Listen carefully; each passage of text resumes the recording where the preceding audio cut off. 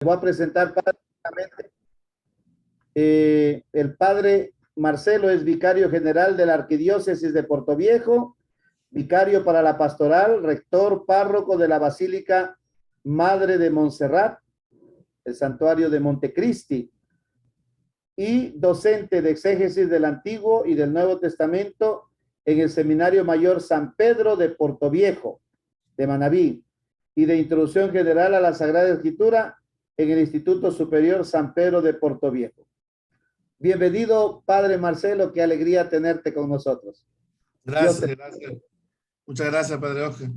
Qué alegría. Una cosita, Marcelo, te cuento que te van a escuchar de toda América prácticamente, gente de Así todo he lado. visto, ya me hiciste dar miedo. Me habías dicho que era una cosa más cercana, pero veo que es una cosa bastante amplia, pero la palabra de Dios es así. Hechos de los Apóstoles nos dice claramente en 1:8, cuando empezó de Jerusalén, luego por Judea y llegó hasta los confines. Es que cuando Dios toca los corazones es imposible detener la fuerza que tiene la palabra. Y pues bueno, sí, para mí también es una alegría. Yo soy apasionado, más allá de los estudios, soy apasionado realmente de la palabra de Dios y particularmente de San Pablo, porque para mí ha marcado, digamos, lo que es el cristianismo hoy se lo debemos al apóstol Pablo. Voy a un poco a dividir mi intervención en una cosita. Primero, diré que me gusta el esquema de la semana bíblica.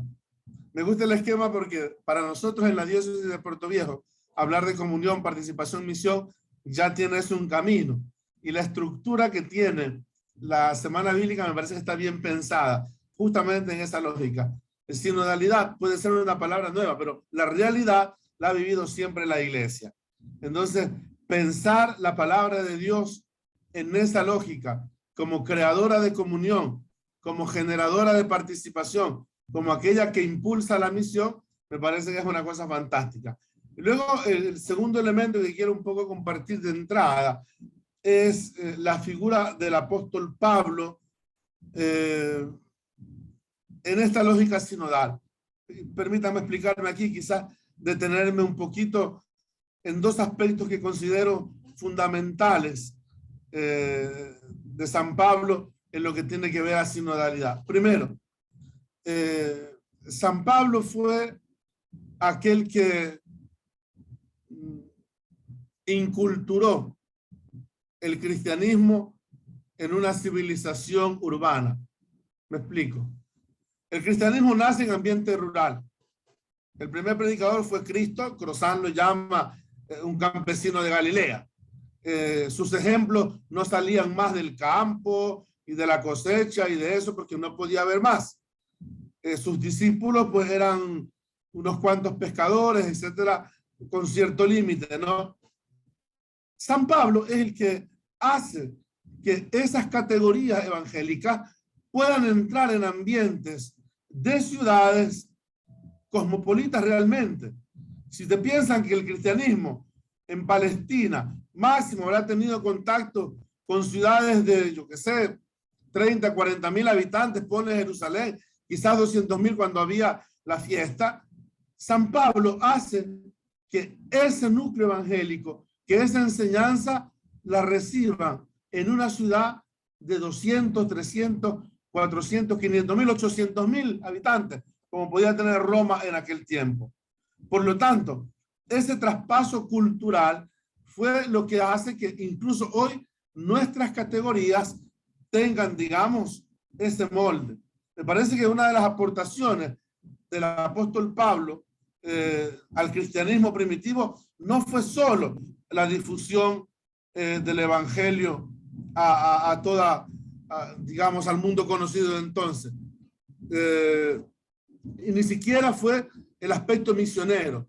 Yo me parece que somos deudores del apóstol Pablo por hacer ese traspaso cultural.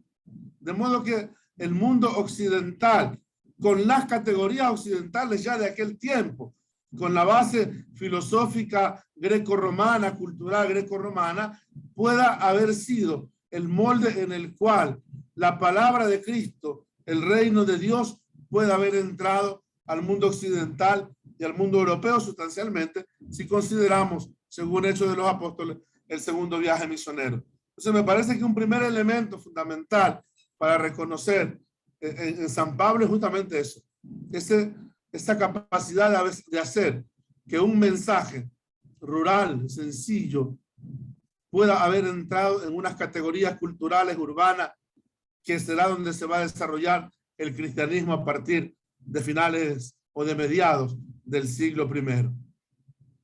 Y el segundo aporte significativo, siguiendo las categorías actuales de comunión, de participación y misión, sinodalidad, era la certeza, estoy convencido de eso, del apóstol Pablo.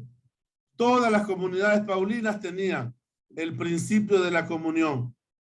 Si no, basta leer 1 Corintios 11, donde el apóstol llega a decir casi que quien rompe la comunión es un sacrílego a la hora de recibir la Eucaristía, ¿no? Porque la comunión era aquello que daba identidad a la iglesia. Por eso, aunque estuviera dispersa en distintas realidades geográficas, era una única iglesia. No había todavía la reflexión que vendrá posteriormente, pues con las cartas deuteropaulinas como Colosenses, como Efesios, o posteriormente las ministeriales como las cartas pastorales, pero ya Pablo intuía que la comunión era la esencia de la iglesia e intenta plasmarla con algunas categorías muy claras. Un segundo elemento de las comunidades paulinas es claramente la participación. Ahí no hay duda cuando a través de la imagen del cuerpo el apóstol Pablo intenta plantearnos cómo en la iglesia todos tenemos algo que aportar, ¿no? Que a raíz del bautismo, de esa configuración con Cristo, que él plantea bien en la carta a los Romanos a partir del capítulo 6, todos los cristianos entramos en esa lógica del cuerpo para aportar algo para su edificación, donde el ojo no puede ser la mano no puede ser el pie, es decir, cada uno tiene algo que aportar desde su especificidad. Y eso el apóstol Pablo lo plantea también con claridad. Y luego el tema misionero para Pablo era una necesidad indispensable. Él sabía que estaba con la misión, no solo, lo veremos ahora, de llevar el evangelio a los incircuncisos. Llegó un momento en el cual sintió la necesidad de que el evangelio fuera conocido por todos. Cuando termina su mensaje en la carta a los romanos, prácticamente dice: señores, yo he terminado mi misión acá, me espera toda una tarea grande, necesito su apoyo porque quiero llegar al finisterre, allá donde termina el mundo, ¿no? La misión, por lo tanto, en el apóstol Pablo era una exigencia de su vocación cristiana, y eso quedó plasmado en las comunidades. Si sumamos los compañeros de Pablo en la misión, tanto de Hechos como en las cartas auténticas, contamos aproximadamente unas 100 personas que colaboraban con el apóstol Pablo, y de eso por lo menos unas 30 son mujeres, ¿no? Es decir, vinculadas al deseo misionero de que el evangelio llegue a las demás criaturas. Eso quería dejar un poco plasmado de entrada para luego ubicarnos en el contexto del texto que propiamente nos reguarda ahora, que es el de la carta a los Gálatas, el capítulo 2, los versículos del 7 al 10. Pido a alguien, por favor, si nos puede colaborar leyendo, y luego yo haré algunas precisaciones.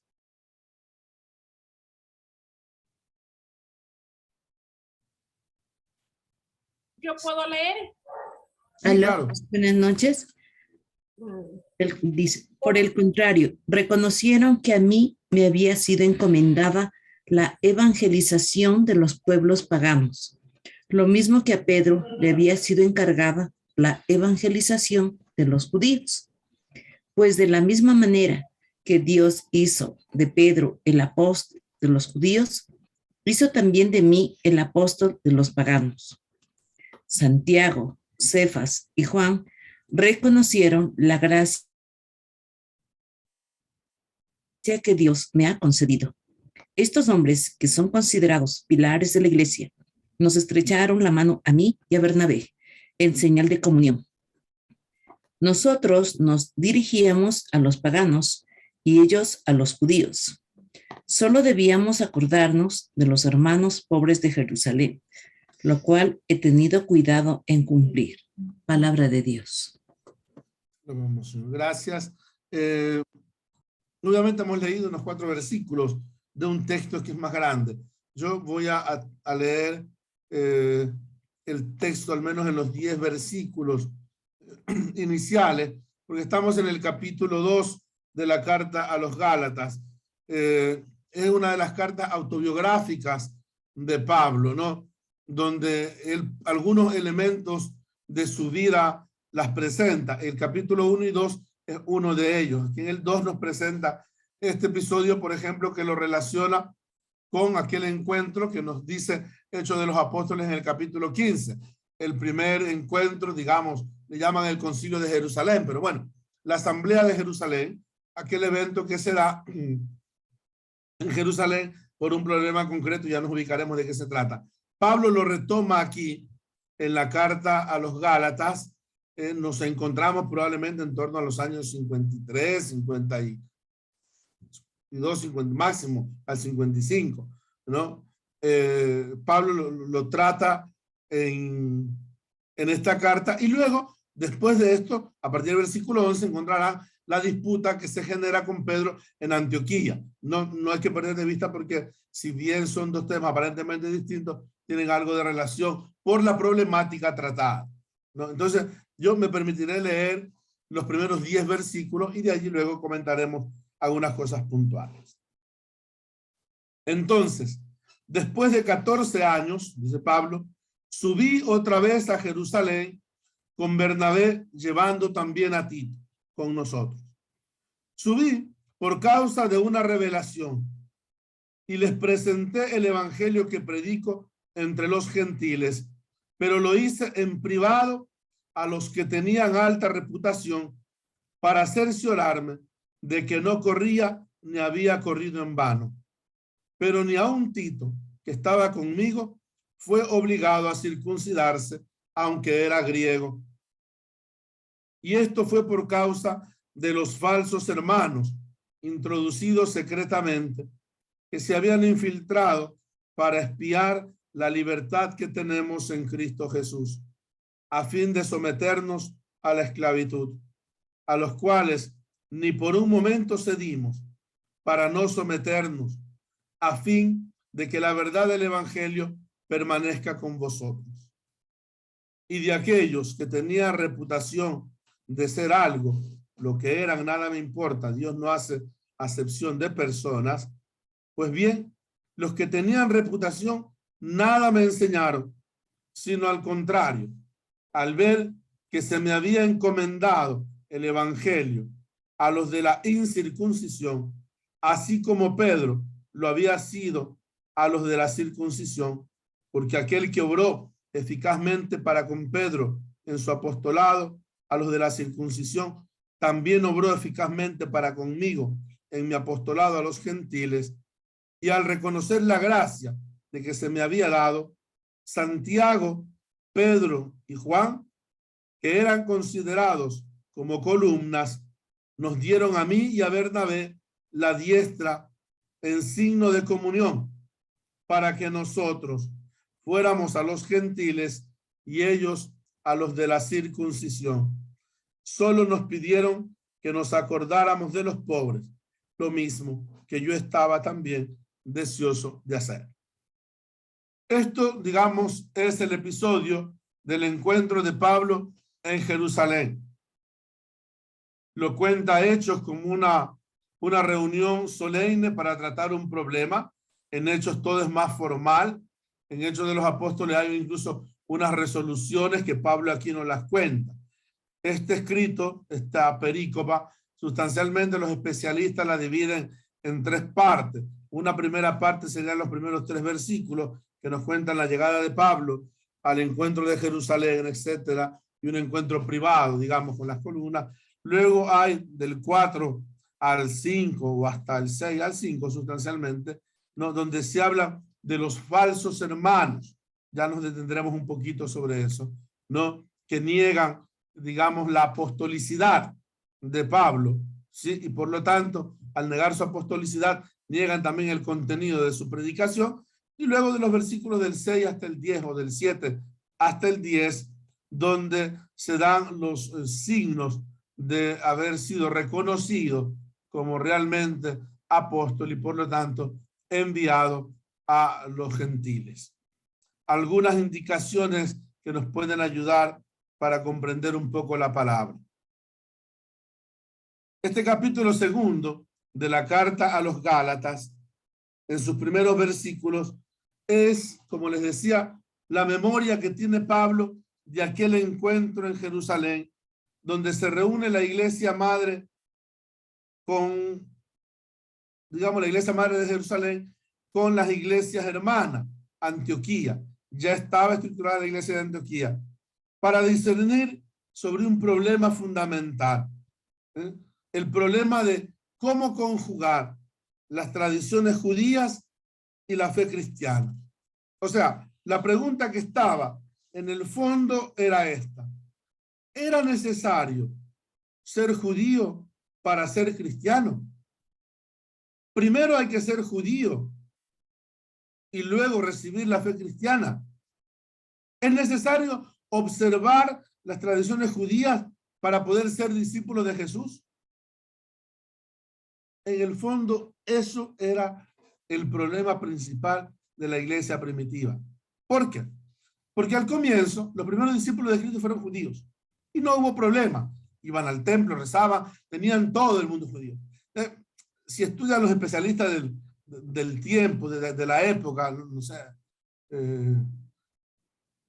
Sanders y esta gente que estudia el judaísmo primitivo, nos daremos cuenta que el cristianismo fue un modo del judaísmo del primer siglo, ¿sí? El judaísmo del primer siglo tuvo muchas facetas. Había un judaísmo fariseo, saduceo, quizás un judaísmo esenio, un judaísmo herodiano y un judaísmo llamado cristiano o el de los nazarenos, como le solían llamar también. Por lo tanto, al comienzo, el cristianismo no fue problema, porque era una rama del judaísmo. Cuando empieza a distanciarse y a identificarse claramente con la figura de Cristo, poniendo claridad en el asunto, y eso Pablo lo tuvo claro desde el comienzo, es decir, nos salvamos no por la ley, sino por la fe en Cristo. Cuando eso ya lo tienen con claridad, entonces empieza esa ruptura y, como sabemos, ya en Jamnia, pues se da totalmente entre los años 70 y 90 la expulsión de la sinagoga de los cristianos, es decir, se separa el cristianismo y ya no se identifica más con el mundo judío. Por lo tanto, la pregunta que estaba de fondo era: ¿para ser cristiano tienen primero que ser judíos? ¿No? Porque empezaban a llegar a la fe cristiana hermanos que provenían del mundo pagano sin ser judíos. ¿Era necesario entonces cargarles, por ejemplo, la circuncisión o prácticas judías? Recuerden este encuentro. Si van a leer Hechos de los Apóstoles, en Hechos de los Apóstoles, entre las recomendaciones que se dan, no comer la carne, etcétera, abstenerse de las relaciones, etcétera. Y aquí Pablo dice: nada me exigieron, solo me pidieron que me acordara de los pobres y de lo que estoy haciendo. Y por eso las colectas, por ejemplo, que él promociona sobre todo en la segunda carta a los Corintios. Entonces, la cosa fundamental era esta: ¿es necesario ser judío antes de ser cristiano? Y eso es que lleva a la iglesia en Jerusalén a hacer su discernimiento. Y el discernimiento es una categoría propia de una iglesia sinodal. El discernimiento implica escuchar al Espíritu y escucharnos entre todos. El discernimiento supone que la verdad que viene de Dios se va plasmando en la capacidad de llegar a consensos. La verdad no tiene que ver con ponernos de acuerdo, sino en escuchar todos al mismo espíritu para caminar en ese objetivo. Entonces, la iglesia discierne y luego decide por quienes tienen que decidir, ¿no? Me parece que es importante esta idea. A veces a la iglesia se la critica por su estructura jerárquica de ser la que impone. Eso no es cierto. La iglesia es tan democrática donde todos podemos hablar y opinar, etc. Si no, miren toda la primera fase diocesana del sínodo. Hemos hablado con todas las realidades posibles. Hemos hablado con gente incluso fuera de la iglesia preguntando qué piensan, qué esperan de la iglesia, con los hermanos de otras confesiones religiosas, justamente para eso, para discernir. Discernir es ser consciente, ¿no?, de lo que Dios está diciendo a la iglesia hoy. Y eso se hace teniendo la capacidad de escuchar al Espíritu y de escucharnos entre todos, ¿no? Entonces, escuchando al Espíritu y escuchando a los discípulos. Y esa escucha se hace en una realidad concreta, no sobre principios simplemente o teorías dogmáticas. El discernimiento tiene, digamos, como su especificidad, esa capacidad de escucharnos y de escuchar al Espíritu en un momento concreto de la historia y en una circunstancia concreta de la historia, porque Dios es el Dios de la historia. Eso es el caminar juntos. El caminar juntos se convierte así en un principio fundamental del ser Iglesia de Cristo. Cuando Pablo va para allá, no va para aprobar que le aprueben su evangelio, no va a pedir el nula osta de la Congregación para la Doctrina de la Fe, no va a solicitar un permiso para poder publicar su texto, a ver si es conforme a la fe de la iglesia. Pablo va para ver si no ha corrido en vano, es decir, para ver si no va solo, para ver si ha perdido la comunión. A Pablo lo que le preocupa no es si su evangelio está llegando o no. Lo que le preocupa es si su evangelio puede dividir o no, puede dañar la comunión o no. Por eso va a encontrarse con las columnas, con la iglesia madre, para ver que está caminando junto a los demás. Y eso es un ejercicio de humildad grande, grandísimo del apóstol Pablo, aquel que muchas veces podía ser tan fuerte, y de hecho en el cristianismo primitivo la figura de Pablo, así como fue querida, también fue muy odiada en muchos, tanto así que Tertuliano llegó a llamarlo el apóstol de los herejes, como sabemos, ¿no? Porque Pablo pues no encajaba, también por su radicalidad, etcétera, propio de aquellos que hacen una experiencia de conversión. Pero esa humildad, esa certeza de saber que era el único Dios que formaba la iglesia en su Hijo Jesucristo y que la animaba con el mismo espíritu, lleva al apóstol Pablo a conversar con las columnas, es decir, con aquellos que antes que él habían recibido el ministerio, no para ponerse de acuerdo, sino para ver si su trabajo, su fatiga no había dañado la comunión. Es interesante ese aspecto que algunas veces se deja de lado. Pablo va para ver si no había corrido en vano, si no había ido por su lado, no, a ese encuentro. Por eso les invito a que nos fijemos en pequeños detalles sobre este texto. Le pido al padre Oscar, si estoy hablando demasiado, que me diga que pare o alguna cosa, ¿no? Muy bien, no, estamos muy bien, sí, está excelente. Yo estoy anotando cosas puntuales. Bueno, gracias, padre Oscar.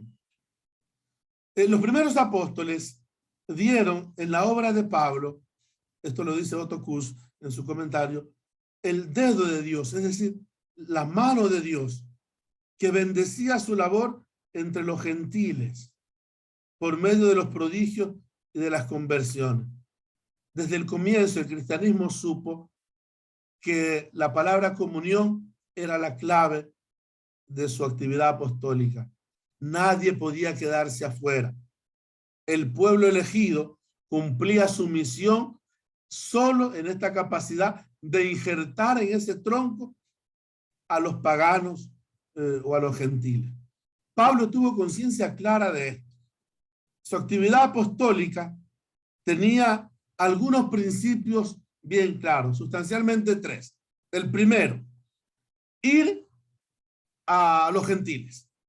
Desde el comienzo Pablo supo que él era el apóstol de los gentiles y lo dice en todas sus cartas, ¿no? Él va donde aquellos que no ha evangelizado. Si bien Hechos de los Apóstoles intenta judaizarlo un poquito, ¿no? Según Hechos de los Apóstoles, Pablo primero se dirige a los judíos y si no le hacen caso a los judíos, se va a los paganos. Realmente él siempre tuvo conciencia de ir primero a los paganos y así lo dice.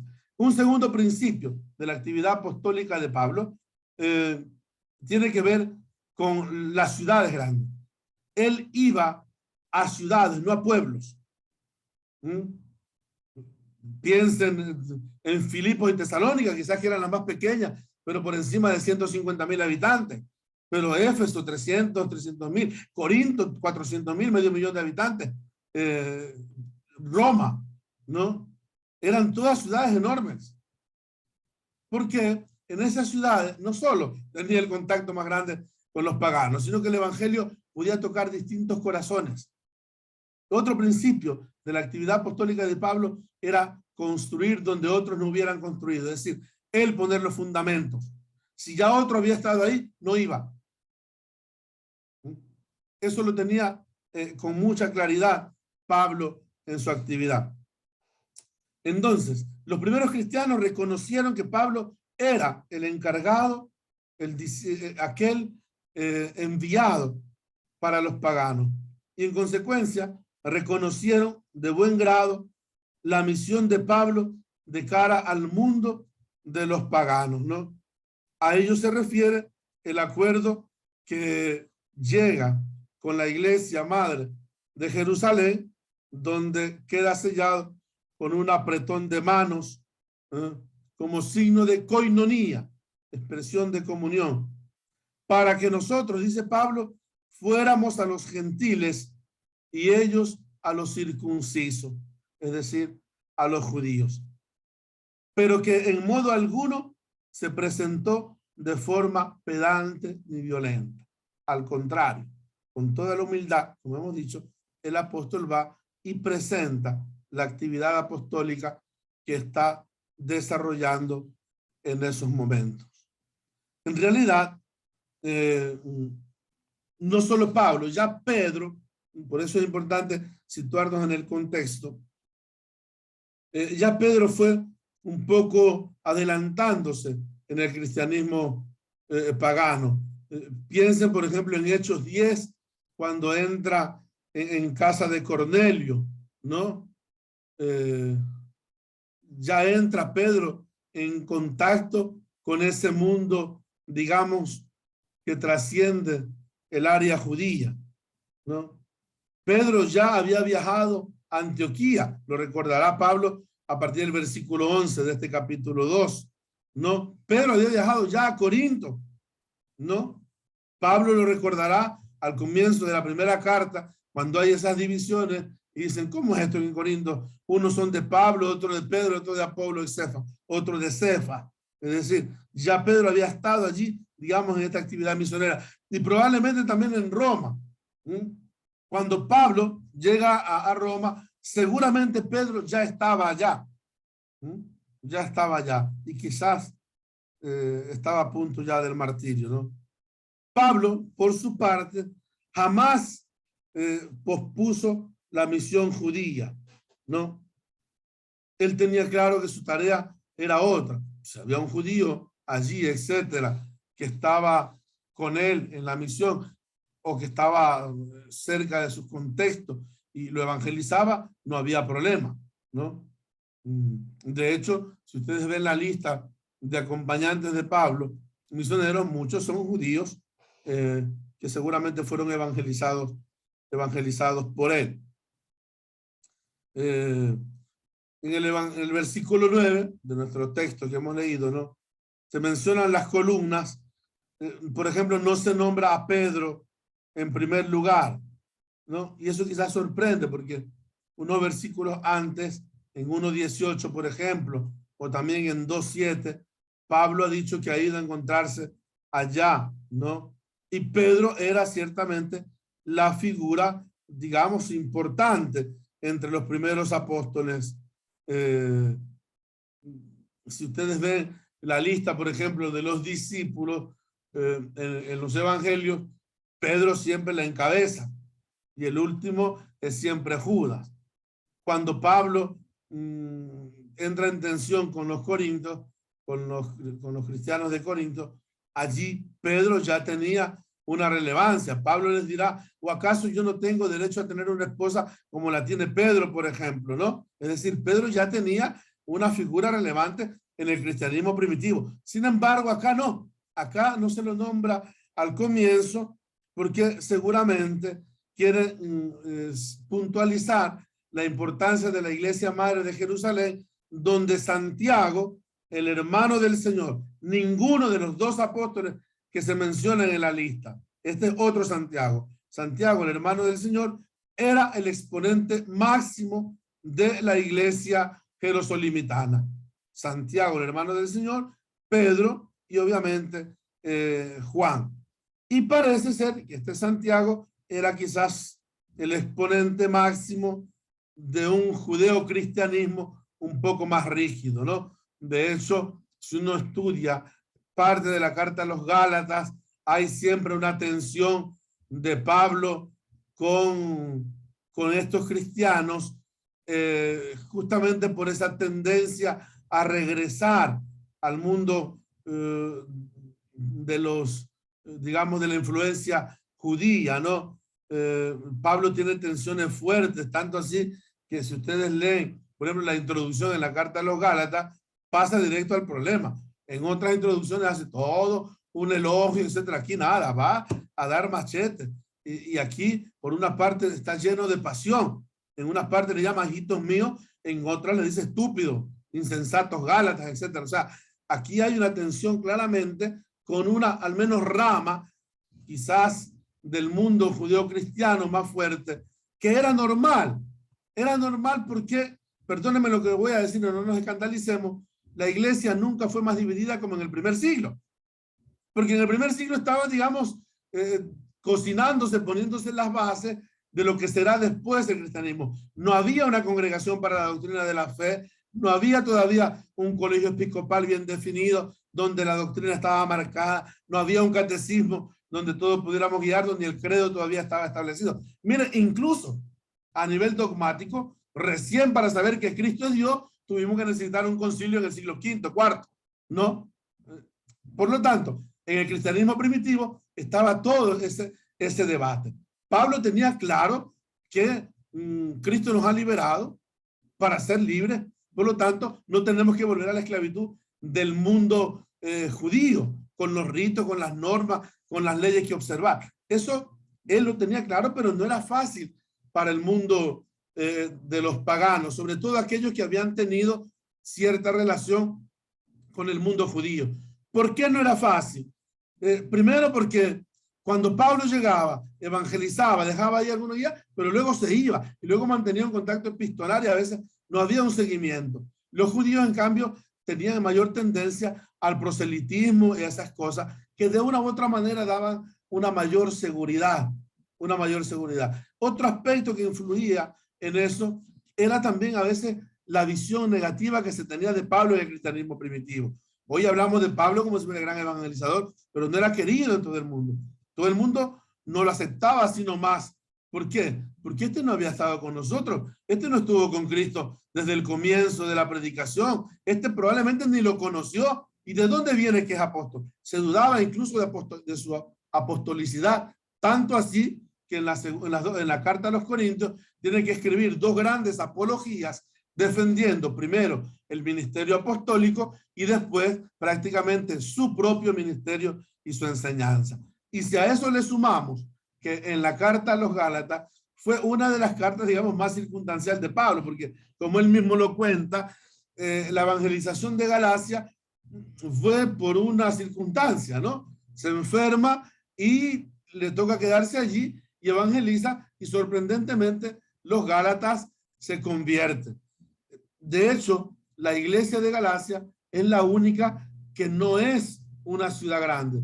Galacia no es una ciudad, es una región formada por pequeños pueblos, digamos así. Fue la única excepción al principio que tenía Pablo de evangelizar las grandes ciudades. Entonces, quizás por eso se generaba esa tensión con el mundo judío-cristiano. Y el mundo judío cristiano tenía una cabeza bien clara en Jerusalén, que era Santiago, el hermano del Señor. Y quizás había cierta relación con la iglesia de Galacia, ¿no? Y entonces Pablo, por una parte, quería dejar bien claro cuál era la verdad del evangelio.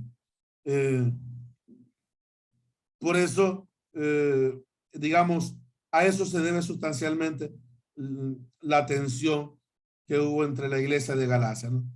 Pablo había puesto luego también todo su corazón, todo su esfuerzo en el tema de la colecta en favor de los pobres de la iglesia madre de Jerusalén.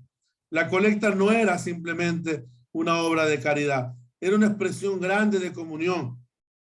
Si la colecta no era recibida, quiere decir que se negaba la comunión de las iglesias paulinas con la iglesia madre. De hecho, algunos autores sostienen que la carta a los romanos, Pablo la escribe justamente para solicitar la intercesión, para que sea recibida la colecta, ¿no? Y para que los cristianos romanos, que ya en aquel tiempo tenían cierto peso, pudieran ayudarles avalando el evangelio. De hecho, la carta a los romanos es la carta donde hay una exposición doctrinal magnífica, donde está escrito, digamos, sustancialmente el primer catecismo, digamos, elaborado teológicamente, ¿no? La colecta era para Pablo un signo de comunión grande con todas las iglesias. Vean que el caminar juntos, la sinodalidad, no era simplemente cuestión de palabras. Las iglesias tenían claro que si bien estaban en realidades geográficas distintas, eran una única iglesia.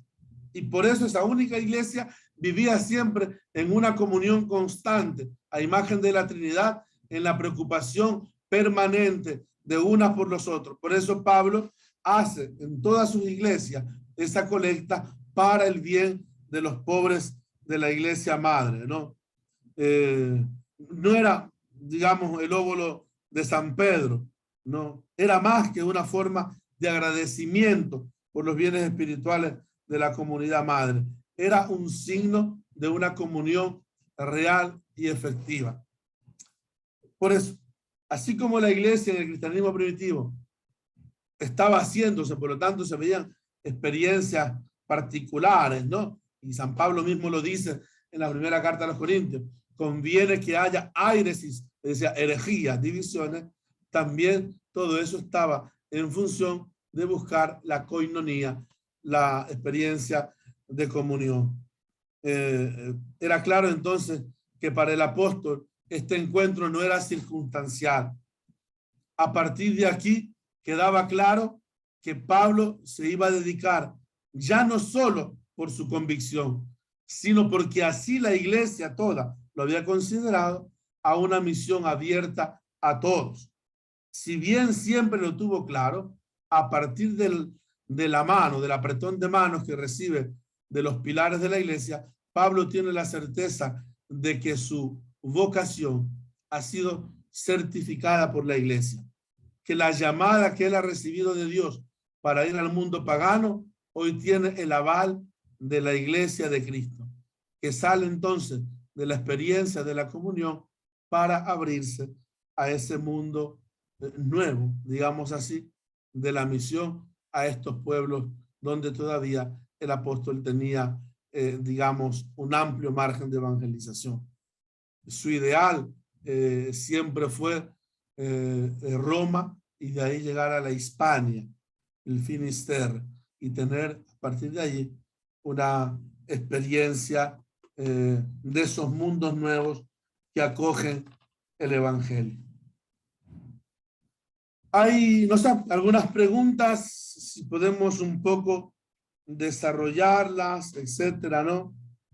En el librito se nos plantean algunas, no sé si Padre Oscar o cómo tienen pensado. Sí, tenemos aquí las preguntas. Podemos, bueno, se puede establecer un diálogo, ¿no es cierto? Perfecto, sí, sí, claro. De la apertura, todos es cosa seria, ¿no? Claro. Nos ha dicho, por ejemplo, Marcelo, cosas muy, muy bonitas en esta charla. Primero, Pablo va a comunidades nuevas. Si no va donde otro ya estuvo, sino a fundar comunidades. Y Pablo se dirige a las grandes ciudades, experto en pastoral urbana. Aquí hasta se podría hablar sobre la pastoral urbana. ¿Por qué nuestras ciudades están bien descuidadas? Es que las ciudades están llenas de gente de todo tipo de pensamiento, que vienen de todo lado. Entonces, a veces nosotros nos encerramos en un modelo pastoral X, en unas exigencias de X, y no nos abrimos a los demás. O sea, todavía somos cerrados. Sí, como que, claro que aquí hay preguntas, ¿no? Preguntas de Tiene razón. Permíteme puntualizar una cosa. Lo que estás diciendo tú es genial, es genial. Lo que hacemos nosotros es traspasar un esquema evangelizador muy rural al ámbito de la ciudad. Eso, Marcel, eso iba a decir justo, sí. El mismo esquema del campo va a la ciudad. Eso no sirve. La ciudad ya no es solamente una cuestión de urbe geográfica, es una cuestión cultural. La ciudad es un mundo donde se mueven unas realidades distintas que hoy no nos pertenecen, que hasta hace algunos años, en época de cristiandad, podíamos tener cierta incidencia, pero hoy día no. Las instituciones públicas, ¿cómo hacemos para entrar en las instituciones públicas? Los centros comerciales, los hospitales, los cuerpos de bomberos. Hoy no tenemos esos espacios que antes, por derecho, entre comillas, divino, lo teníamos. Hoy no. Entonces nos toca entrar en esa lógica misionera que Pablo lo tenía claro. Sí. Otra cosa que apunté aquí, Marcelo, esto es bueno que por favor nos expliques un poquito más, que entendamos. La verdad dentro de la iglesia no consiste en llegar a consensos, como se hace, por ejemplo, en el Congreso. Es que la mayoría aprobó el aborto, entonces el aborto se hace. ¿Sí? En cambio, aquí la verdad es fruto de un discernimiento, escuchándonos entre nosotros y nosotros escuchando la palabra, el Espíritu que nos habla para saber con certeza qué es lo que Dios quiere, qué es lo que Dios dice. Y esto es un proceso, es un camino, no es esto de consenso. Entonces sería bueno, Marcelo, que nos profundice un poquito esto. Mira, la iglesia de Jerusalén lo tiene claro en el capítulo 15 de los Hechos, y Pablo lo vuelve a recordar aquí en el capítulo 2 de su carta a los Gálatas. Se reúnen no para llegar a un acuerdo votando sobre algo que necesita un sustento. No, lo que van a hacer es, vamos a escuchar lo que el Espíritu nos está pidiendo en este momento, y ese Espíritu habla en una realidad concreta a través de sujetos concretos. Por lo tanto, el consenso a que se llega no es fruto de manos alzadas, no es fruto de decisiones o de votación, es fruto de los dones del Espíritu que Dios pone en esas circunstancias concretas, ¿no? Y que ya, en nuestro caso concreto, tiene, por ejemplo, la autoridad detrás del magisterio. Imagínate cómo sería la iglesia si tuviéramos que votar para cosas. Es lo que me parece que es el error, por ejemplo, me perdona, de nuestros hermanos alemanes. Me parece que usando la palabra sinodalidad, ¿no? Han confundido, a mi modo de ver, ¿no? Haciendo ver que la verdad sea el resultado de una votación y no un caminar juntos, llegando a un consenso, escuchando la verdad del evangelio que el Espíritu pone en los corazones de los creyentes. Se han olvidado que el sensus fidelium no puede estar en contra del sensus fidei de la iglesia. Tengo una preguntita para el padre Marcelo, por favor. Por el año 50 se da la reunión que se considera como Concilio de Jerusalén, pero dice que aún no se llamaban cristianos, sino nazarenos. ¿Hay alguna fecha aproximada cuando se les empieza a llamar cristianos a los seguidores de Cristo? El libro de los Hechos de los Apóstoles recuerda en el capítulo 11 que en Antioquía fue donde se le empezó a llamar cristianos. Es muy difícil de determinar de fecha. ¿Por qué? Porque los cristianos no eran más que una secta judía. Eso eran los nazarenos, o también les llamaban los de la villa, los del camino, ¿no?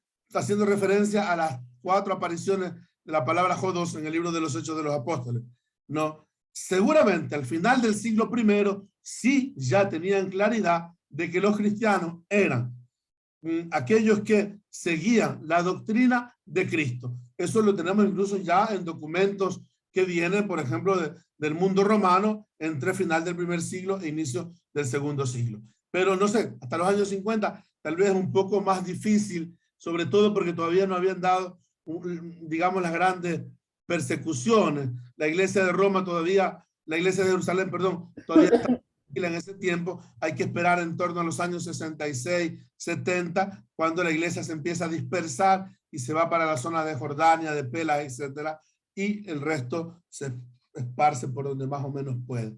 Hasta esa época es un poco difícil a mi modo de ver. Qué excelente, excelente, Marcelo, qué excelente explicación. Realmente esto nos da a entender de que cuando viene de pronto a preguntar, por dar un ejemplo nomás, padre, me quiero divorciar de mi mujer, y yo le pregunto, ¿qué te ha dicho el Señor? ¿Qué te has orado, has discernido? ¿O es que porque tú sumas un montón de argumentos ya está la decisión? No, no, escucha lo que Dios te dice, porque digo, si en oración, en discernimiento, Dios te dice divórciate, digo, vente que yo te hago divorciar, digo, tranquila. En eso nosotros tenemos que tener la claridad, porque como dicen los ingleses, ¿no? La claridad es también caridad. Es decir, tenemos que saber decirle a la gente la verdad. Cuando Pablo le plantean estos temas de moral personal, por ejemplo, en la primera carta a los Corintios, los capítulos 7 y 8, etc., él lo dice claro, esto es un consejo mío. Si quieren, quédense así, tranquilos, etc. Pero lo que voy a decir ahora, esto viene del Señor. Lo tiene con mucha claridad, ¿no? Sí. Y el Señor dijo que no se separen, etcétera, etcétera. O sea, en eso me parece que tenemos que hacer un ejercicio también de humildad, ¿no? A veces por quedar bien, por hacerlo políticamente correcto, realmente no ayudamos a las personas. Y a las personas se les ayuda con la verdad. Y por la experiencia pastoral, tú y los demás que no somos sacerdotes o que hemos acompañado a gente pastoral, a las personas sabemos que cuando se acompaña en la verdad, siempre se llega a una solución que haga sentir acogida y querida a los demás sin sentirse rechazados. ¿Sí? Pablo ha hecho una gran labor misionera, ¿no es cierto? Pero Pablo quiere saber si no ha corrido en vano, ¿no es cierto? Porque de pronto, y yo creo que esto nos sirve hasta ahora, porque podemos nosotros hacer una excelente labor, pero faltar a la comunión, porque a veces queremos ser protagonistas. Y Jesús ya les dice a los apóstoles en el tema de ayer, no sé si estoy interpretando bien, Marcelo, pero Jesús dice, no se alegren porque los demonios se les someten. Alégrense porque sus nombres están escritos en el cielo. Es decir, el hecho de ser apóstoles, de ser enviados, ese es el motivo de nuestra alegría. No tanto lo que hacemos, sí, no es del protagonismo. Cuando Jesús multiplica los panes, dice que les obligó a los discípulos a vayan al otro lado. Nada, que aquí no hay autógrafos, no hay nada, vayan rápido. Sí, porque corremos del peligro de aparecer nosotros. Y cuando aparecemos nosotros, no aparece el principal, pues a Jesús. San Juan Bautista dice, claro, conviene que él crezca y yo muera. El cristianismo empezó a tener una eficacia tan fuerte y sin hacer mucha bulla. Sin hacer mucha bulla. Ya al final del siglo I estaba entrando en las realidades determinantes, por ejemplo, del mundo romano. Tanto así que en el año 49, según nos cuenta Hechos de los Apóstoles, Claudio tuvo que crear un edicto para expulsar. Ahí pues, el edicto dice expulit judeus tumultuantes Cresto, es decir, a los judíos que hacían tumulto por un tal Cristo. En realidad eran los cristianos que desde abajo estaban empezando a tocar los corazones de la gente sin mucha cosa, pero entraban en aquellos valores que eran fundamentales: la vida, la libertad, el valor de la persona.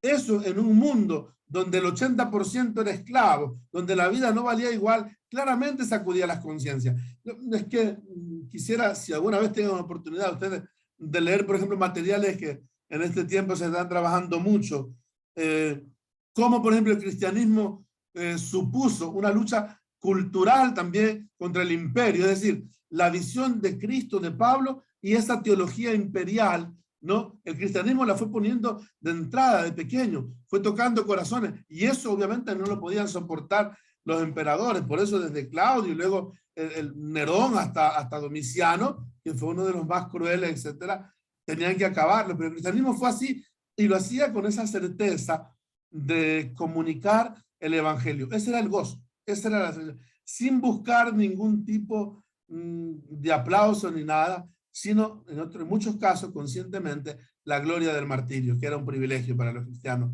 de los primeros siglos. ¿Alguna pregunta, por favor? Está abierto, abran los micrófonos, pregunten lo que ustedes quieran, el padre está dispuesto a responder. Norma Palma, a ver, Norma, abra su micrófono, por favor. Active su micrófono. Más que una pregunta, a mí me queda, quisiera explicar es lo que yo he recibido, ¿no? Me queda claro que Pablo evangelizó a una iglesia en salida, vivió una verdadera sinodalidad, aunque en ese tiempo no se usaba el término sinodalidad, pero él vivió una verdadera sinodalidad. Puso en práctica un caminar juntos, un evangelio para todos, de acogida, desde el amor de Cristo. Es lo que he entendido, en resumen, lo que el Padre en este momento nos ha enseñado. Muchas gracias, Padre Marcelo. Sí, gracias, Normita. Permítame solamente una puntualización. Es verdad todo lo que usted dice, pero quizás el término propiamente no aparece textualmente, pero las iglesias primitivas, sobre todo las paulinas, eran donde más era expresión la sinodalidad. Expresiones como comunión, participación, misión, eran reflejos de una iglesia sinodal concreta, concretísima. Ya después, con la época medieval, etcétera, donde la iglesia empieza a estructurarse más como una estructura de sociedad, fue que quizás fue cambiando la cosa. Pero en los comienzos, la iglesia primitiva tenía claro de que somos unos que caminamos juntos como hermanos. Cielito, cielo, active su micrófono. Padre, disculpe, le escuché que decía Santiago, hermano de Jesús, hermano en la fe, o era pariente de Jesús. O sea, eso quería que me aclare. Entonces es un debate interesante que a veces aparece allí, sobre todo con los hermanos protestantes, que en realidad no resuelve ninguna cosa y no sirve para nada tampoco. En el libro de los Hechos de los Apóstoles, y también lo dice Flavio Josefo, el historiador romano, judío romano, ¿no? Se habla de Santiago, el hermano de Jesús. Bien así definido, Adelphos Tuiesu, en griego, el hermano de Jesús. Ahora, sabemos que la expresión hermano puede tener muchos significativos, digamos, desde pariente hasta vínculos con el clan, etcétera, etcétera, ¿no? En el mundo judío. Probablemente se refiera a un pariente muy cercano de Jesús que ciertamente tuvo importancia en la iglesia primitiva. De hecho, en el episcopologio de la iglesia de Jerusalén, el primer obispo es Santiago, no Pedro. Es interesante, ¿sí?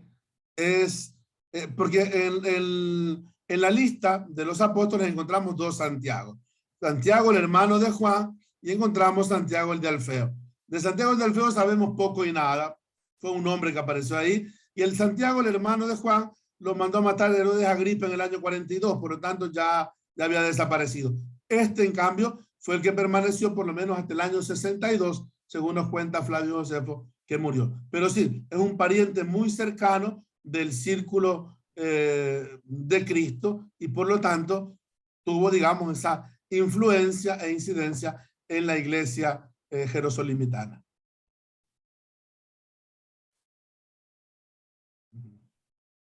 ¿Alguien más? Muy amable, gracias, padre. De nada, Celina.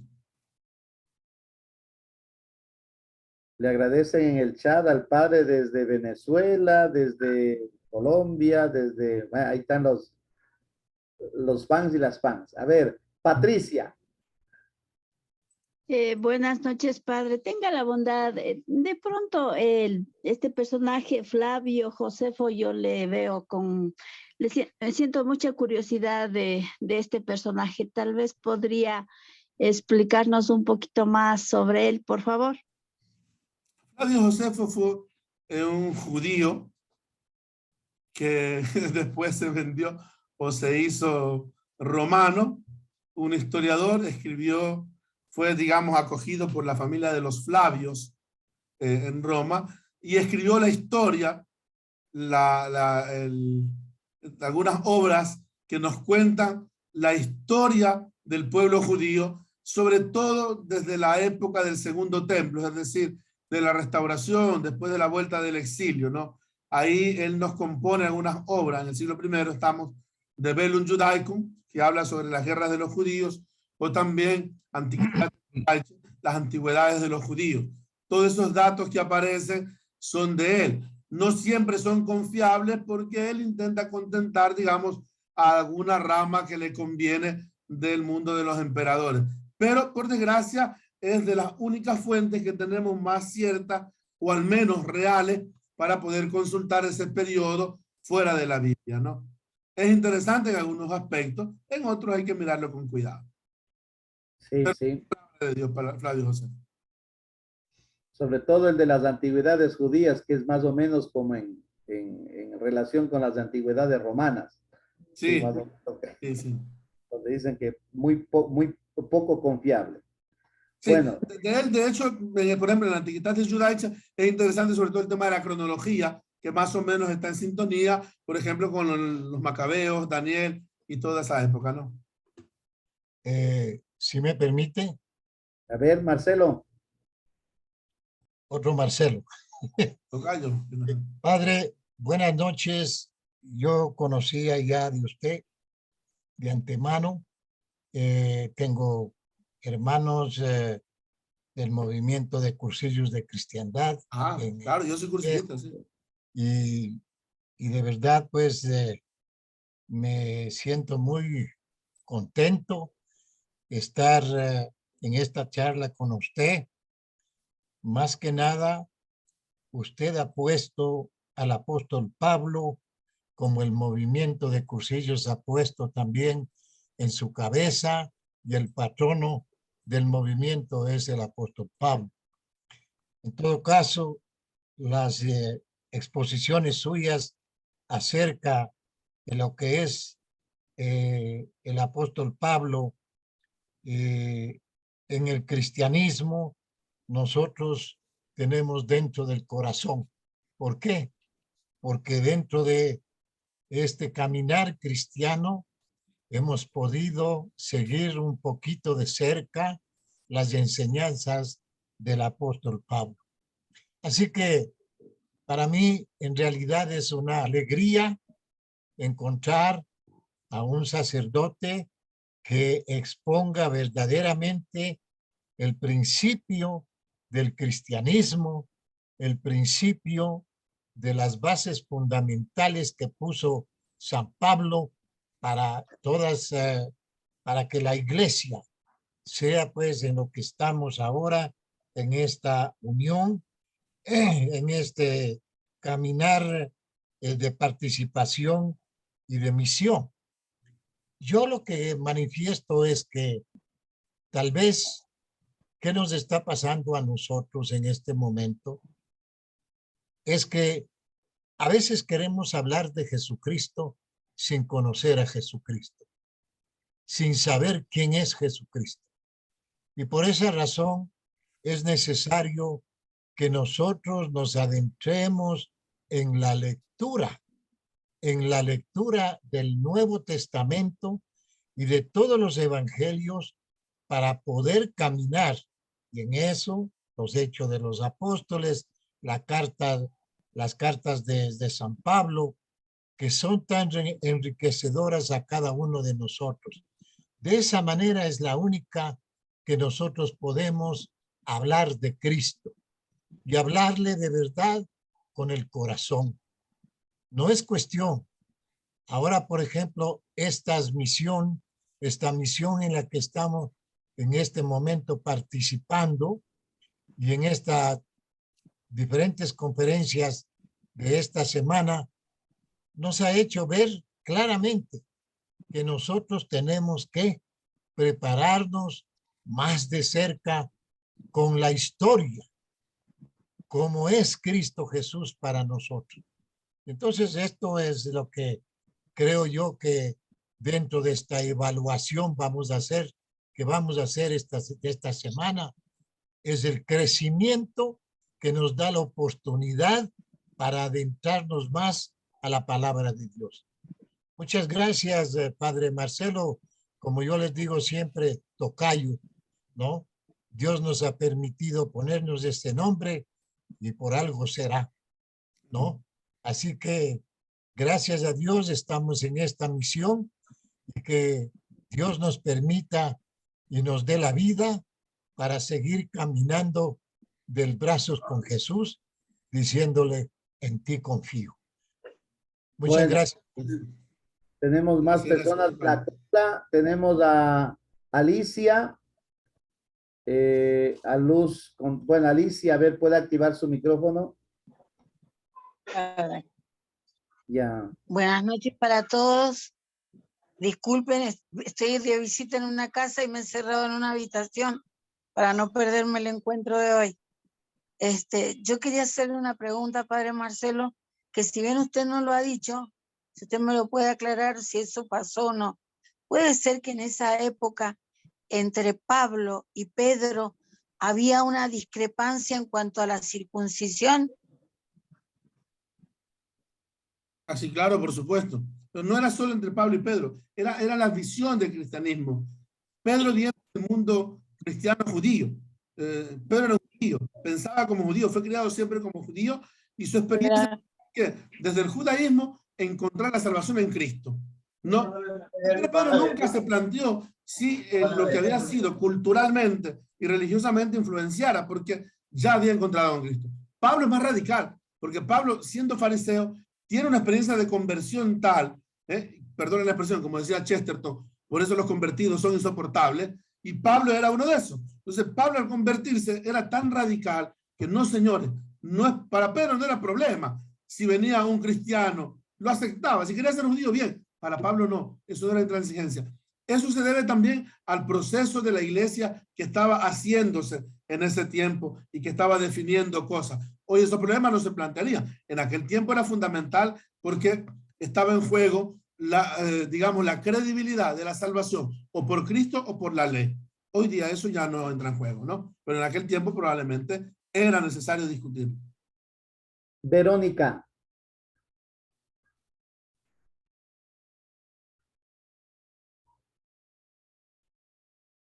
Vino a prender mi micro. Eso ya. Buenas noches, padre. Buenas noches a todos. Buenas noches. Gracias por aclararnos, bueno, algunos puntitos. Un hito nomás le voy a preguntar. Nos dice que desde el año 50 hubo el Concilio de Jerusalén y que a Más o partir menos de por ahí nos han llamado cristianos, pero ¿y desde qué tiempo nos llamamos católicos? Perdón, no sé si quepa la pregunta. Gracias. Bueno, eso ya entra más que en temas paulinos, entra en temas de historia de la iglesia, ¿no? Si bien ese término fue general para hablar del orbe en general, católico significa universal, ¿no? Y por lo tanto se refería a todo el mundo conocido en aquel tiempo que recibía la fe. Me parece que fue sobre todo cuando se empiezan a dar los grandes cismas que se hace necesario ir definiendo mayor cosa. Entonces, a partir del 1054, el primer cisma con el mundo griego ortodoxo, entonces se sintió la necesidad de plasmar el mundo cristiano oriental o ortodoxo y el mundo cristiano católico para identificarlo con la iglesia latina. Y después, en el siglo XVI, sobre todo con la reforma protestante de Lutero y con el tema de la iglesia anglicana, con mayor razón se sintió la necesidad de plasmar que lo católico era, digamos, aquello que tenía como referencia la iglesia latina, cuya sede era la Roma y su cabeza visible era el Papa sucesor de Pedro. Pero eso en el cristianismo primitivo no había ningún problema. Del cristianismo primitivo ya sabemos que en el siglo II, San Ignacio de Antioquía, por ejemplo, decía que la iglesia de Roma es la iglesia que preside la caridad. Es decir, se tenía claro que la iglesia de Roma tenía una importancia particular porque allí estaba Pedro. Tanto es así que en la carta de Clemente a los Corintios, Clemente era obispo de Roma y sin embargo allá por los años 90 interviene en alguna problemática que sucedía en una iglesia lejana como era Corinto. Es decir, en el cristianismo primitivo siempre se tuvo claro la influencia, la presencia de Roma como la iglesia que garantiza la unidad. Pero después, por las situaciones que pasaron históricamente, quizás hay necesidad de ir redefiniendo estos términos, pero eso es indiferente a mi modo de ver. Hoy a ver, voy a acentuar por alguna cuestión de confusión, pero nada más. en honor al tiempo, vamos a ser concretos. Luz Contreras. Gracias, padre. Sí. Bueno, seré breve. Gracias por la oportunidad. Me gustaría conocer la opinión del padre Marcelo en este tema tan bonito de la comunidad primitiva, en aras de que, bueno, el mundo ha ido avanzando. No se le escucha, se le... A ver, Luz Contreras, active su micrófono. Active, por favor. Aquí estoy, padre. Padre, la pregunta concreta sería, en este tema tan bonito de la comunidad primitiva y escuchándole a usted digamos, la radicalidad de Pablo, ¿cuál sería su visión, padre? ¿Habría que volver a lo de las primeras comunidades, quizás desde las bases trabajar y cómo agarramos, impregnamos una sociedad cuando vivimos en urbes, cómo nos colamos en espacios, en sociedad organizada, en sindicatos, etcétera, etcétera? ¿Cómo llevamos el cristianismo fuera de los templos? Bueno, ciertamente hay muchos aspectos que trabajar. El primero, obviamente, es el del testimonio, porque es una fuerza enorme para convencer. Luego, ciertamente, la iglesia tiene siempre conciencia de que su fuerza no está en las masas, sino en la pequeñez. Ha sido una iglesia pequeña, una comunidad de pocos donde se compartía la fe y se crecía, ¿no? Pensar en una iglesia de época de cristiandad, de masas enormes, eso ya no existe. Y me parece que si no retomamos esas pequeñas comunidades cristianas, allí donde la fe se palpaba a diario y era lo que contagiaba después a las grandes civilizaciones. Por eso el cristianismo empezó siempre con esas iglesitas pequeñas. Cuando Pablo habla de la iglesia que está en Corinto, eran 20 gatos, 30 gatos para una ciudad de 500,000 habitantes, o sea, eran poco y nada. Sin embargo, era esa pequeña comunidad la que iba después contagiando como fermento, ¿no?, todos los estamentos. Entonces yo me parece, y estoy convencido de eso, también porque en Manaví estamos llevando un plan de pastoral donde las comunidades cristianas son los fuertes. Hay una experiencia de Cristo fundamental y luego eso se traduce en una comunidad que vive la comunión, la participación y la misión, ¿no? Creo que allí está, digamos, la experiencia real de Cristo, porque después tenemos el riesgo de en grandes masas, etcétera, confundir sensibilidad religiosa, devoción y no con la auténtica fe que en las comunidades cristianas suele plasmarse de mejor manera. Cielito, terminamos con esa intervención. Cielito. Sí, padre, según yo alguna vez escuché que a Pablo, más que a Jesús, le cuestionaron, y los judíos hasta el día de hoy, a quien le tienen más coraje es a Pablo. Es verdad. Diciendo que él fue el que pudo hacer el empate entre el Antiguo y el Nuevo Testamento, dándole la relevancia que llegó a tener Jesús, o sea, la fe cristiana con Pablo, que fue conocida a nivel ya más amplio. Sí, sí. No solo los judíos, sino también los musulmanes. De hecho, los musulmanes tienen a Jesús, a Yeshua, el profeta, y lo valoran bien, y los judíos también, incluso hablan de Miriam muy bien. pero a Pablo sí no lo soportan porque dicen que fue el Pablo realmente el autor del cristianismo. El traicionero. De hecho, a él es que le acusan de llevar el evangelio. Lo que pasa es que Pablo ya no podía ser de otra manera. Pablo no es que quiso ser cristiano, tuvo que serlo. Cuando se encuentra con Cristo, su vida ya no tiene marcha atrás. Y me parece que eso es lo fundamental.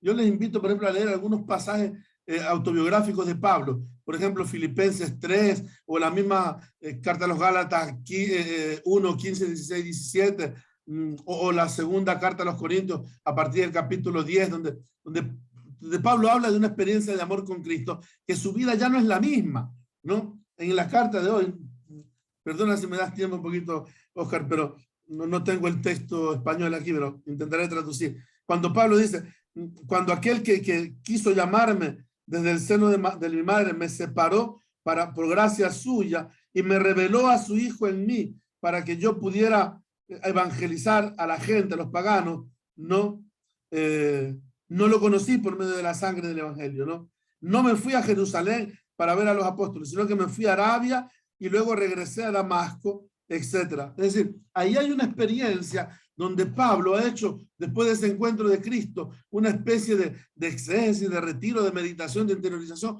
donde su vida ya no es otra. El pobre Pablo, que era un simple perseguidor, pasó a convertirse en el más grande apóstol. Obviamente es el cristianismo que nosotros mayormente hemos conocido, no es el único. En el cristianismo primitivo tendríamos que estudiar los cristianismos juánicos, los cristianismos matianos, los cristianismos de las cartas católicas, por ejemplo, ¿no? Que son distintos. Nosotros hemos conocido a Paulino porque fue aquel que tuvo mayor relevancia. Bueno, Dios le pague, querido Marcelo. Te agradecemos muchísimo. En los chats están los agradecimientos para ti de México, de Guatemala, de Venezuela, de Colombia. También tenemos de Estados Unidos, de Atlanta, de ni sé dónde nomás, de Bolivia, de Venezuela. Bueno, se han conectado. Y queremos agradecerte de todo corazón tu apertura, esa gran ayuda que nos has brindado en este día. Ha sido muy iluminadora la charla que nos has compartido. Dios te pague una vez más. Yo les invito a dar una reacción, un fuerte aplauso, a ver, para Marcelo. Muchas gracias y que el Señor te bendiga muchísimo allá en la arquidiócesis de Puerto Viejo y siga iluminando tu camino pastoral y tu responsabilidad grande que tienes allá en Puerto Viejo como vicario de la diócesis y como profesor también en el seminario mayor. Eres catedrático de exégesis bíblica y eso es muy bueno, muy admirable. Dios te ilumine siempre. Les invito a concluir esta jornada con la oración final al Espíritu Santo, que la rezamos al término de la jornada. Voy a pedir al Padre Marcelo mismo, si no es mucha molestia, la lectura de esta oración. Estamos ante ti, Espíritu Santo, reunidos en tu nombre. Tú que eres nuestro verdadero consejero, ven a nosotros, apóyanos, entra en nuestros corazones, enséñanos el camino, muéstranos cómo alcanzar la meta. Impide que perdamos el rumbo como personas débiles y pecadoras. No permitas que la ignorancia nos lleve por falsos caminos. Concédenos el don del discernimiento para que no dejemos que nuestras acciones se guíen por prejuicios y falsas consideraciones. Condúcenos a la unidad en ti para que no nos desviemos del camino de la verdad y la justicia, sino que en nuestro peregrinaje terrenal nos esforcemos por alcanzar la vida eterna. Eso te lo pedimos a ti, que obras en todo tiempo y lugar en comunión con el Padre y el Hijo, por los siglos de los siglos. Amén.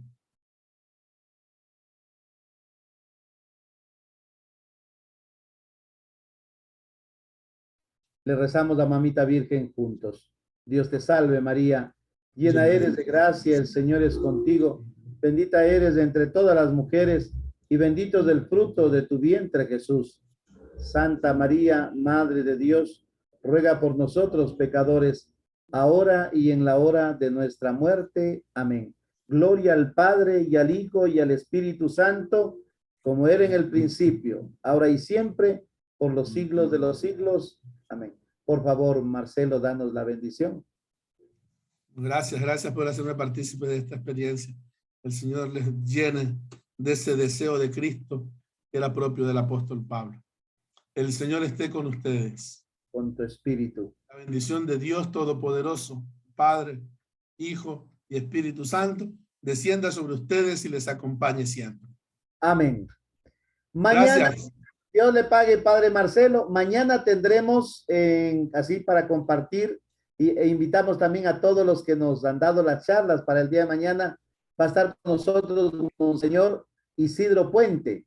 Él es mexicano y va a compartir con nosotros esta charla, esta última charla para cerrar la semana bíblica. Mañana es la fiesta de San Jerónimo. Entonces será un día especial. Ojalá invitemos a todos los que puedan entrar en este curso, ¿sí? Monseñor Isidro Puente desde México va a compartir con nosotros la sinodalidad en el cuarto discurso de San Mateo. Cómo vivir la fraternidad, cómo lograr esta fraternidad.